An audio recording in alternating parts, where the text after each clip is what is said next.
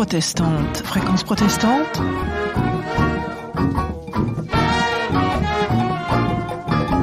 Ça se passe près de chez vous.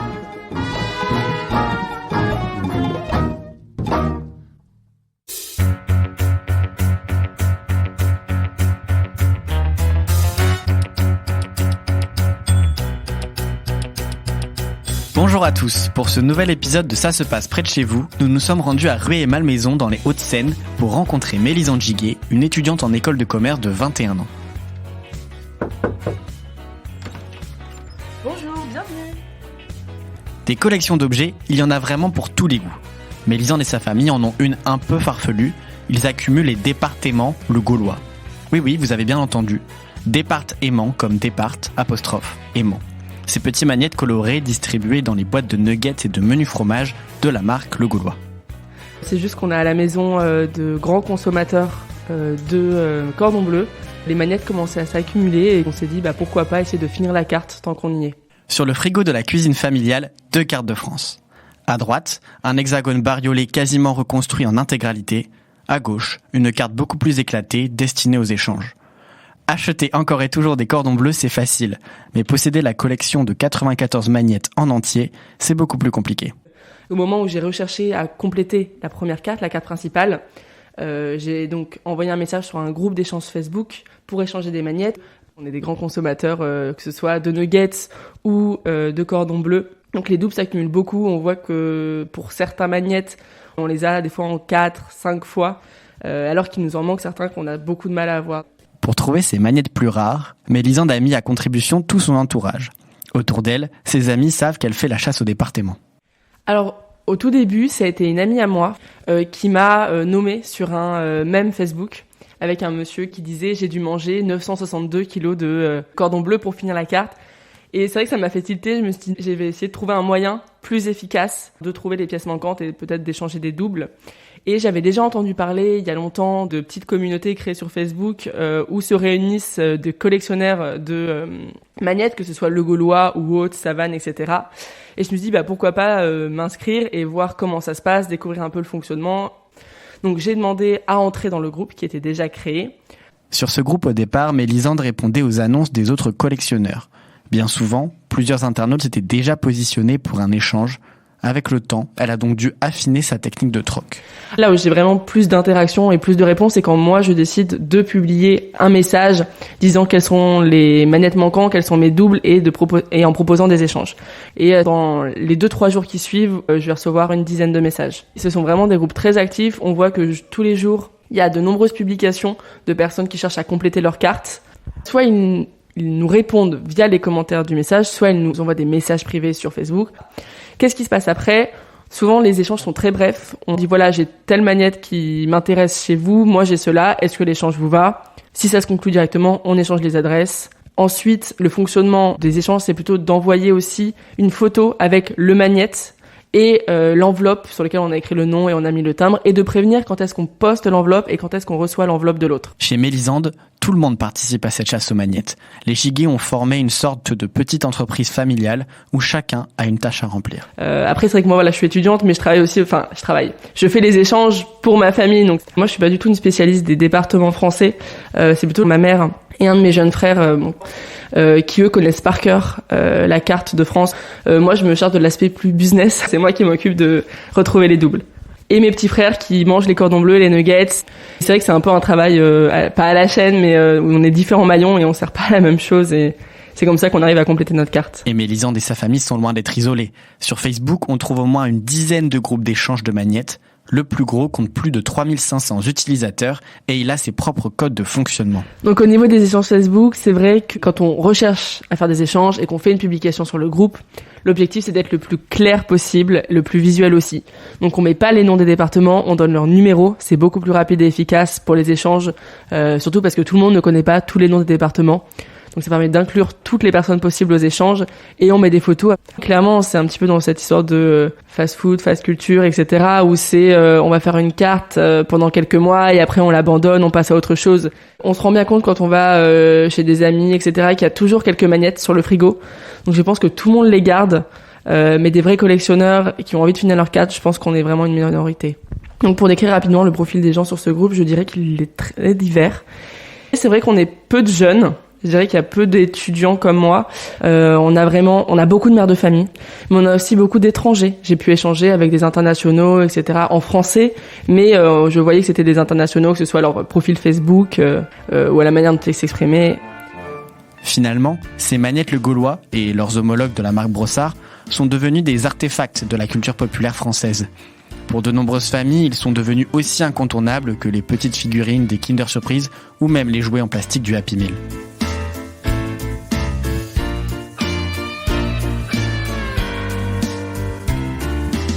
À plusieurs reprises, nous avons écrit à LDC, la maison mère de l'entreprise Le Gaulois, pour qu'elle nous raconte la genèse de ce petit instrument marketing. Celle-ci n'a pas daigné répondre à nos sollicitations. Nous avons donc essayé de retracer cette histoire par nous-mêmes, et le moins qu'on puisse dire, c'est que les informations sont rares. Sur le site de la marque, on découvre seulement que Le Gaulois distribue ses départements depuis 1994, soit un peu plus de 25 ans. Depuis, l'entreprise a changé plusieurs fois le design de sa collection, mais le principe reste le même, fidéliser sa clientèle. Chaque année, plus de 30 millions de départements sont distribués, soit autant de boîtes de nuggets et de cordons bleus.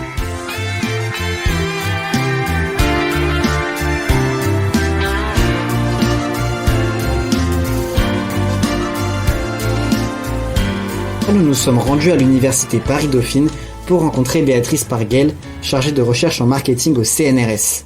Pour cette spécialiste de la psychologie de consommation, Le Gaulois n'a rien inventé. Donc en gros, les départements, c'est un peu comme le cadeau bonus qu'on a tous en tête, mais cela va un peu plus loin car l'objectif n'est plus seulement de déclencher l'acte d'achat, mais de fidéliser à la marque, voire éventuellement d'accroître la fréquence d'achat du produit. Ça relève en fait d'une technique de promotion des ventes qui consiste à offrir un objet associé à l'achat d'un produit ou d'un service. Et cet objet, on va l'appeler une prime. Et dans le cas des départements, cet objet entre dans une collection plus large et donc on va parler de prime collection. Certains consommateurs consomment 2 fois plus de cordons bleus juste pour accumuler 2 fois plus les aimants des départements. Donc je sais pas véritablement si Le Gaulois a inventé cette technique, mais clairement Le Gaulois en offre l'un des exemples les plus réussis si l'on considère l'ampleur et la longévité de l'opération département. L'entreprise a mis au point sa propre bourse aux échanges sur son site internet.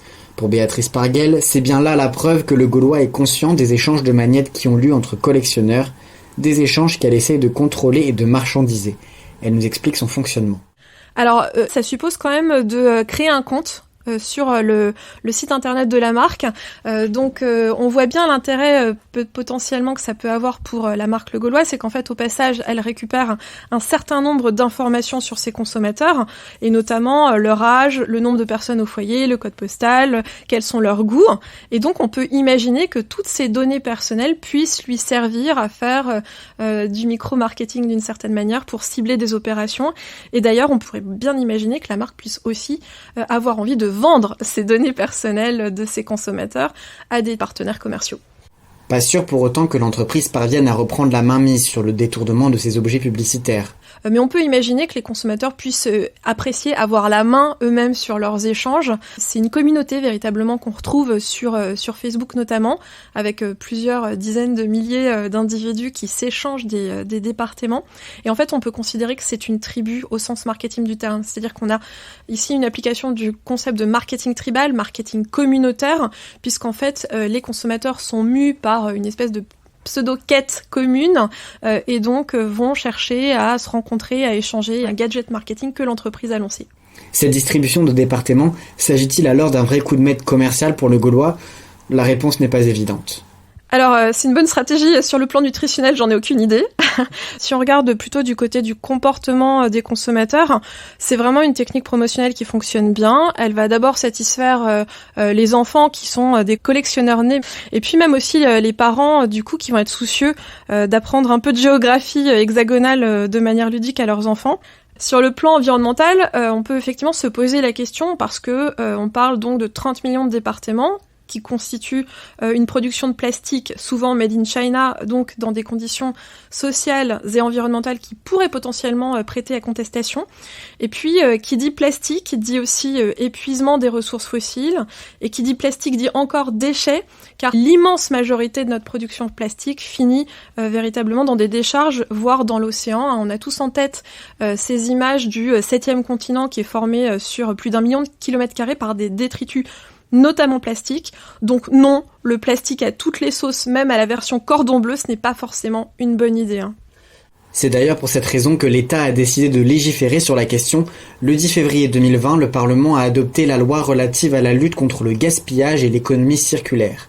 Celle-ci contient plusieurs dispositions qui pourraient gêner l'entreprise agroalimentaire. En gros, on prévoit un certain nombre de mesures pour réduire progressivement l'utilisation du plastique jetable. Alors c'est plus une ambition qu'une obligation, et on parle d'un horizon à 2040, donc c'est pas pour tout de suite. Il y a aussi des choses en matière d'information des consommateurs, notamment pour généraliser le Triman, vous savez, ce petit logo qui vous donne des consignes de recyclage. Et alors, il y a une petite mesure là qui se cache dans cette loi qui intéresse potentiellement le Gaulois, c'est que on interdit la distribution à titre gratuit de jouets en plastique dans le cadre de menus destinés aux enfants. Et ça, c'est à partir de janvier 2022. Et ça va concerner typiquement McDonald's, qui vient d'ailleurs d'annoncer son engagement à ne plus distribuer de jouets en plastique dans ses Happy Meal. Alors, de fait, cette loi anti-gaspillage, elle interdit pas directement la distribution de départements, puisque précisément, ils ne sont pas distribués dans le cadre de menus destinés à des enfants. Toutefois, on voit bien aussi dans cette loi qu'elle introduit un principe de responsabilité élargie du producteur qui doit veiller à la génération de ces déchets. Et donc là, on voit bien que ce principe de responsabilité élargie peut potentiellement menacer les fans de cordon bleu de chez la marque Le Gaulois, mais ça n'est pas une obligation. Voyez, donc là on est encore dans une espèce de flou. Cela étant dit, on pourrait complètement se dire que le Gaulois aurait intérêt à anticiper un petit peu le mouvement et à réfléchir aux moyens de réduire son impact environnemental, voire carrément de décider de renoncer à ces primes départements, parce qu'on est clairement dans un contexte, un environnement qui est pas du tout porteur pour ces opérations promotionnelles. C'est un peu le sens de l'histoire, c'est le sens de la préoccupation environnementale des consommateurs qui augmente, qui observent qu'il y a un certain nombre de mesures qui sont prises et qui du coup réfléchit un peu et se dit finalement c'est peut-être pas une si bonne idée que ça, ces départements. Alors, les autocollants Panini, les cadeaux Bonux, les jouets du Happy Meal et autres piles gadgets sont-ils tous devenus complètement démodés ? Une chose est sûre, un renouvellement de ces techniques promotionnelles s'impose.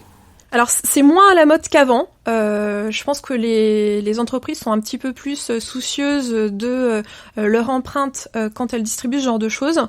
Cela étant dit, on peut imaginer des goodies matériels qui soient un peu plus responsables, c'est-à-dire qu'ils ont été produits peut-être dans des conditions sociales et environnementales qui sont acceptables. Et puis on peut aussi imaginer des goodies matériels qui aident les consommateurs à adopter des comportements plus durable. Par exemple, si je distribue une gourde éco-conçue qui va éviter une consommation de bouteilles plastiques aux consommateurs, là, j'ai un goodies matériel qui va encourager un comportement un peu plus loin qui sera plus responsable.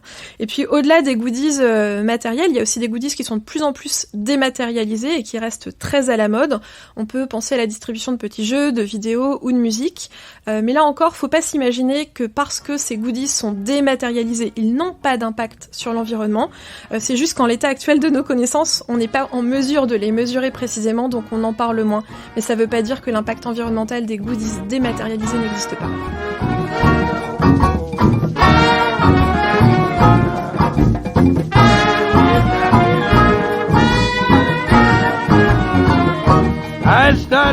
Ainsi s'achève cet épisode de Ça se passe près de chez vous sur les départements Le Gaulois. Ce reportage vous a été présenté par Mathias Pengili. Vous pouvez le retrouver sur notre site internet fréquenceprotestante.com. À très bientôt sur notre antenne. I will relate the piteous consequence of my mistakes. All enslaved to passing desire, making it dreaded love me or die.